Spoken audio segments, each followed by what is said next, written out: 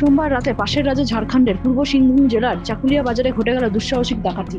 ফিল্মি কায়দায় অস্ত্র দেখিয়ে সোনার দোকান থেকে প্রায় 2 কোটি টাকার গহনা লুট করে পালালো একদল দুষ্কৃতী। ডাকাতির পরপরই ছড়িয়ে পড়ে চাঞ্চল্য। তবে পুলিশের তৎপরতায় সেই রাতেই ঝাড়গ্রামের জাম্বনি থানা এলাকা থেকে ধরা পড়ে 2 অভিযুক্ত সহ লুট করা সমস্ত গয়না। স্থানীয় সূত্রে জানা গেছে, রাতের অন্ধকারে চাকুলিয়ার ব্যস্ত বাজারে একটি সোনার দোকানে আচমকাই হানা দেয় বেশ কয়েকজন দুষ্কৃতী। দোকান মালিকের মাথায় বন্দুক ঠেকিয়ে তারা সমস্ত গয়না জোর করে নিয়ে বাইক করে দুটো চম্পট দেয়। ঘটনার পরপরই দোকান মালিক খবর দেন চাকুলিয়া থানায়।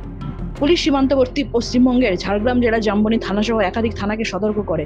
জাম্বনি থানার পুলিশ রাতেই ঝাড়খণ্ড সীমান্ত লাগোয়া বিভিন্ন এলাকায় নাকা তল্লাশি শুরু করে। রাত প্রায় 1টা নাগাদ পরিহাটি এলাকায় 2টি বাইক প্রবেশ করলে পুলিশ তাদের আটকায়। প্রথমে ধৃতরা অসংলগ্ন উত্তর দেয়, পরে পালানোর চেষ্টা করলে পুলিশ গ্রেফতার করে। উদ্ধার হয় ফোনের সঙ্গে প্রায় 2 কোটি টাকার সোনার গয়না।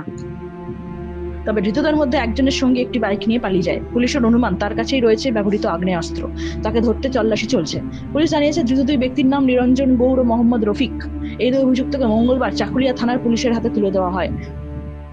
গোটা ঘটনার সঙ্গে আর কে জড়িত তা দেখছে পুলিশ। সীমান্তবর্তী এলাকায় নিরাপত্তা জোরদার করা হয়েছে। ঝাড়খণ্ড থেকে নিজস্ব প্রতিনিধির রিপোর্ট, এনএম নিউজ। আরও খবরের আপডেট পেতে সাবস্ক্রাইব করুন আমাদের ইউটিউব চ্যানেলটি আর বেল আইকনে ক্লিক করুন নোটিফিকেশনস পেতে।